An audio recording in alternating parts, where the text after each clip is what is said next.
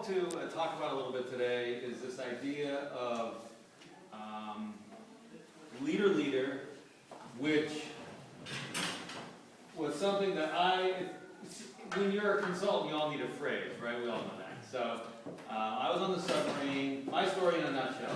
Once upon a time, there was a naval officer. Every day, he went around giving orders and giving instructions and telling people what to do.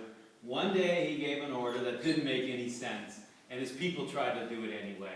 Because of that, he realized that everything he knew and thought he knew, stop the distracting noise over here. Everything he thought he knew about leadership made no sense, because everything he was taught about leadership was about telling people what to do. It was about giving orders and giving instructions. And the idea was that if you gave good orders, then you had a good organization. If you gave very good orders, you had a very good organization. And if you gave great orders, you had a great organization. And what I realized was you can't order greatness. People choose to be greatness. Greatness is a choice that people make.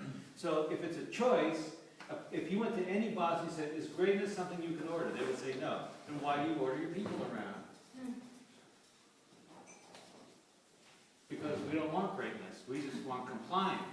Right? So I realized on the submarine that because every order I was going to give wasn't necessarily going to be perfect, I needed people to think.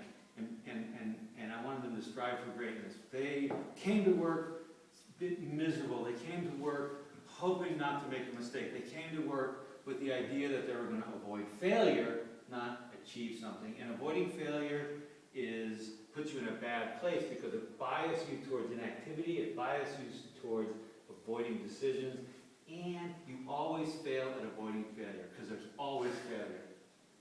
There's always failure, so you always fail at avoiding failure. However, you can have failure and still achieve greatness.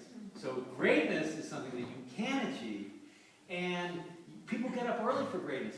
If you say, you have the opportunity to be great today, they'll set their alarm for 4 o'clock in the morning. If you say, you have the opportunity just not to screw up today, like, well, I'll show up at the last minute. So people can sign up for greatness. So all my training, now this was really hard for me because all my training was to go out in the control room. And we'll talk about this in the movie a little bit, is my picture of what a leader did was to tell people what to do. And every day I went out in the control room and I had the idea, and I saw, we need to go, the little evil boss in the back of my head was like, tell them to turn left. And then sometimes I was like, turn left! And they would say, turn left, and then they look at me, and I go back to my stateroom, I shut the door, I look at my shoes, I say, I failed myself once again. And I open the door, go back out, okay, now, I'm not giving any more orders. So and I think we have this image that every organization, we divide the world into 2 groups of people, leaders and followers. And leaders do certain things. Leaders are the ones who think, right? They have the little thinking ticket. I'm allowed to think. And leaders are the ones who give instructions. And followers is everybody else. They don't have a thinking ticket, right? We're not interested in your thinking. And they have the doing ticket, right? So this struck me as all wrong. And when you go to this mindset, it's about giving control, not taking control. Even the words we use, go out there, take control, make it happen, blah, blah, blah, blah, blah. It's all about taking control, giving instructions, giving orders, making it happen. So, we had an experiment. I was allowed to do it because the submarine was at the bottom of the fleet. We couldn't get any worse. So my boss was like, I don't know, whatever it takes, it has to get better. And the people were miserable, no one wanted to be there, and they were like, whatever it takes, we'll try anything. So because of that, we had this opportunity to do this experiment, and we said, well look, what if we try this? And some things we tried didn't work. And we stopped doing them. Some things we tried worked really, really well, we did more of them. So in the end of the day, two things happened. First, we got to be really good, and we won all these awards for being the best submarine. We re-enlisted the most number of people in the Navy. We created, we got great scores on our inspections. We got underway on time. They gave us the hardest missions, and that was good. And the Navy saw that, and they promoted me, and they gave us awards and that kind of thing. But it was really interesting what happened later, after I left the submarine. For the next 7 years, they won the award to have the best chief's quarters. They won the award as the best submarine in the squadron 0 times in the previous history of that submarine until I got there, and then 3 times in the next 10 years, which is a really good record.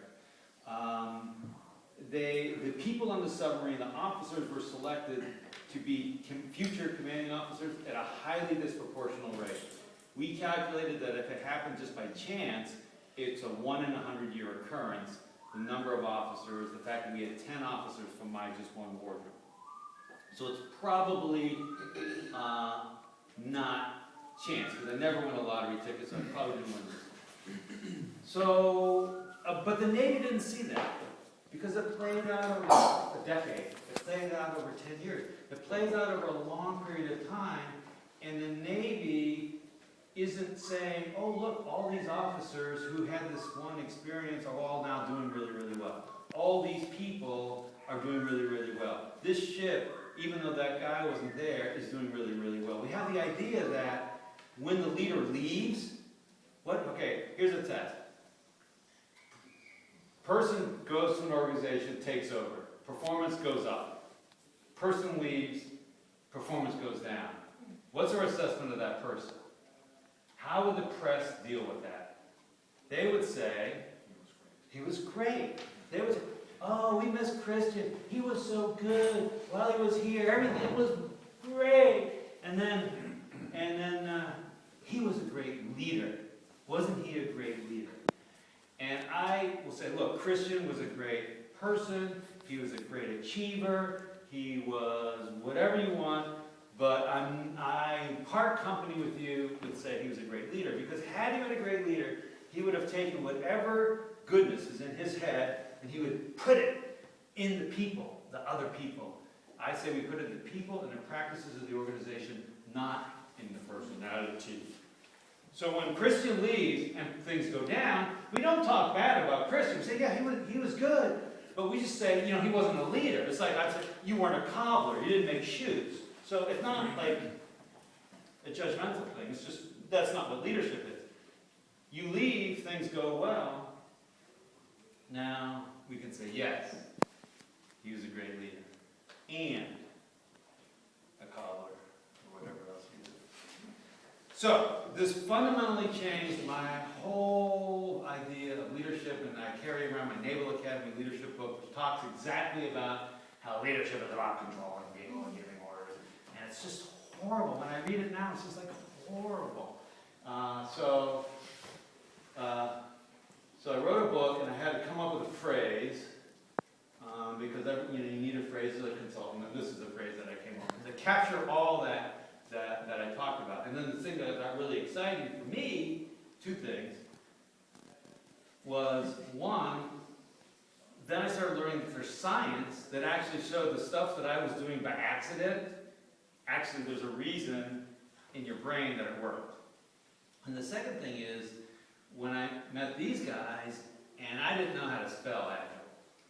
And they're like, oh, this is Agile. You might be interested in it. Like, oh, that's for software, right? That's about coders. And I said, yeah, and, maybe you might be interested in it too. Said, okay.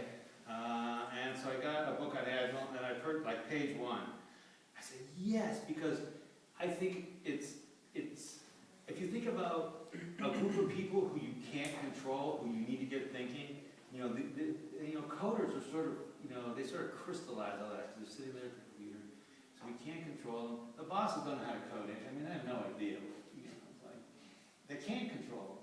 So it's sort of an archetype of what I think all organizations should be. So I started thinking, yes, the stuff that they're talking about in Agile is exactly Yeah, I mean, we didn't do necessarily stand-ups and burn-down charts and scrums and that kind of thing, but the principles that make Agile work were the same principles that worked on the submarine for people.